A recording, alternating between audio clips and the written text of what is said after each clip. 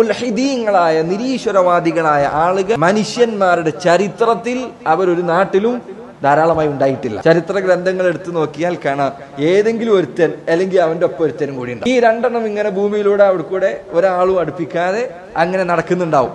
ഇതല്ലാതെ ചരിത്രത്തിൽ നിരീശ്വരവാദം എന്നതിന് എതിരായിട്ടില്ല, പ്രചാരമുണ്ടായിട്ടില്ല ഈ കാലഘട്ടങ്ങളിലല്ലാതെ. റസൂലുള്ളാഹി സ്വല്ലല്ലാഹു അലൈഹി വസല്ലമയുടെ പ്രവചനത്തിൽപ്പെട്ടതാണ് അവസാന കാലഘട്ടത്തിൽ പ്രശ്നം വർദ്ധിക്കുമെന്നത് അവിടുത്തെ ഹദീസുകളിൽ വന്നിട്ടുണ്ട്. നിരീശ്വരവാദം വ്യാപിക്കുമെന്ന്.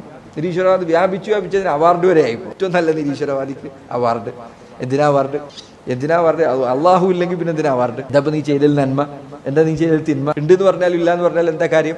എന്തിനാ അവാർഡ്?